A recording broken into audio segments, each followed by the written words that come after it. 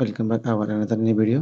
আজকে আমরা যে বিষয় নিয়ে কথা বলবো সেটা হচ্ছে অষ্টম বা নবম শ্রেণীতে বা ইএসএফ এ যারা কাজ করেন বা ছবি রিসার্চ করার প্রয়োজন হয়। তো ছবি রিসার্চ করার জন্য আমরা Adobe Photoshop বা Illustrator বা থার্ড পার্টি কোনো অ্যাপস ইউজ করা লাগবে না। আমরা চাইলে বা অনলাইন থেকে ছবি রিসার্চ করা লাগবে না। আমরা চাইলে আমাদের ডেস্কটপ বা ল্যাপটপে থাকা ডিফল্ট যেই সফটওয়্যারটা আসে সেটা দিয়ে আমরা ইজিলি ভাবে এটা করতে পারবো। তো সেটা হচ্ছে আমরা দেখাচ্ছি যে এই যে পেইন্ট নামে যে ইয়েটা আছে আমরা এখান থেকেও ইজিলি ভাবে করতে পারবো। এটা দিয়ে খুব সহজেই রিসার্চ করতে পারবো। তো আমি অনেকটা ওয়েতে দেখাচ্ছি। সেটা হচ্ছে একদম শর্টকাট ওয়েতে দেখাচ্ছি। এখান থেকে আমরা ফাইলেতে গিয়ে ওপেন এ গিয়ে কিন্তু কি ছবিটা নিয়ে আসতে পারবো এইভাবে। এখান থেকে এভাবে নিয়ে আসতে পারবো। আরেকটা সিস্টেম হচ্ছে আপনি যেই ছবিগুলা করবেন ফোল্ডার থেকে সবগুলা ছবিকে নিয়ে দাঁড়ান আমি দেখাচ্ছি জাস্ট ওয়েট। আমি ফোল্ডারে প্রবেশ করি। আ আমি যেহেতু Windows 11 এ দেখাচ্ছি সেটা হয়তো ভিন্নভাবে হবে।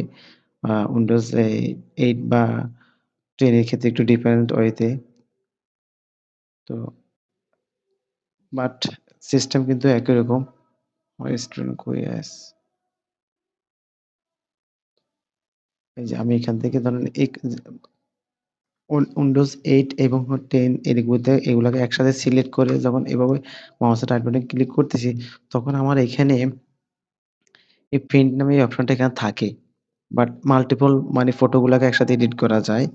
বাট Windows 11 এ একসাথে করা যায় না।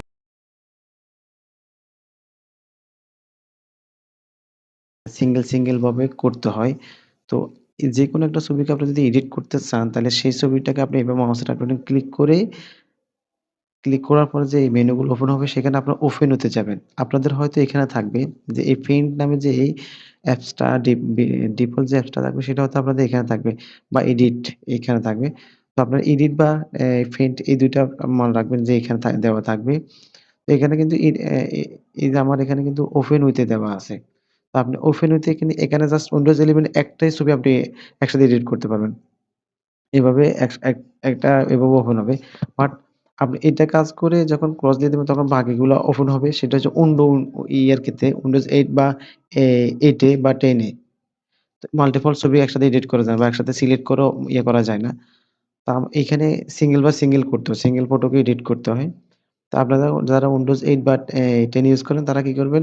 মাল্টিপল ছবিকে এভাবে সিলেক্ট করে তারপর মাউসের রাইট বাটন ক্লিক করে ওই এমএস পেইন্ট ওপেন করবেন।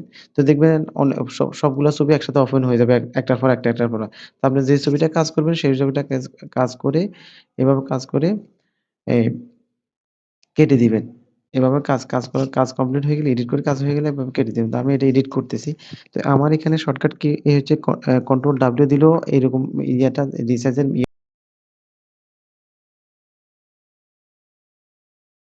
এটা আসবে। আবার হচ্ছে এই যে এখানে লেখা থাকবে রিসার্চ অ্যান্ড এসকিউ।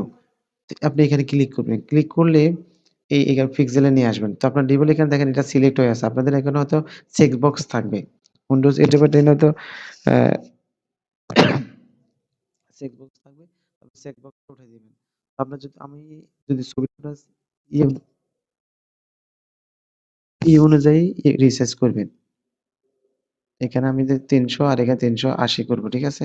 তো আমি এটাকে মুছে দিয়ে ৩৮০ করলাম। করে আমি এটাকে ওকে দিয়ে দিলাম। তো আমার ৩৮০ বার হয়ে গেছে। তারপর আমি কিবোর্ড থেকে কন্ট্রোল এস প্রেস করলে সেভ হয়ে যাবে বা অথবা আমি এখান থেকে এই এখানে সেভ দিয়ে দিলে হয়ে যাবে। তো আপনার কিবোর্ড থেকে কন্ট্রোল এস দিয়ে দিলে হবে বাস। দেখেন আমি আপনাদেরকে দেখাচ্ছি এখন এই ছবিটা আমি মাউসের রাইট দেখেন ৩০০/৩৮০ দেখাচ্ছে। দেখেছেন? আপনারা এই ছবিটার ইয়েতে দেখেন, ডাইমেনশন এ দেখেন ৩০০/৩৮০। আমি এই ছবিটাকে আবার রিসার্চ করব। আমার এটা ৩০০/৩০০ করা দরকার।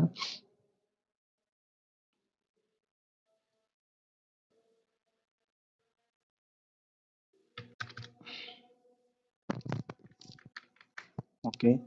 তাহলে আমরা সহজে খুব ইজিলি ভাবে কি থার্ড পার্টি অ্যাপস বা Adobe Illustrator বা Photoshop ছাড়া আমরা কি যেকোনো ছবি করতে পারতেছি। আপনি যে MS Paint এই যে এই অ্যাপস এর মাধ্যমে, এই Paint নামে যে ইয়েটার মাধ্যমে তো আশা করি আপনারা বুঝতে পারছেন যে ছবিটা কিভাবে রিসার্চ করতে হয়। তাহলে এইজন্য আপনাদের কোন থার্ড পার্টি অ্যাপস ইউজ করা লাগবে না। Adobe Illustrator বা Photoshop ইনস্টল করা লাগবে না। অনেক সময় এই সফটওয়্যারগুলো অনেক ভারী। Adobe Illustrator বা Photoshop যখন ইনস্টল করে তখন কম্পিউটারটা অনেক হ্যাং হয়ে যায়, স্লো হয়ে যায়, অনেক দেরিতে ওপেন হয়। তো এইগুলা না করে আপনারা কিন্তু সহজভাবে এভাবে করতে পারেন। তো ঠিক আছে ভিউয়ার্স, ভালো থাকেন, সুতরাং আল্লাহ হাফেজ। Wish you all the best. Today.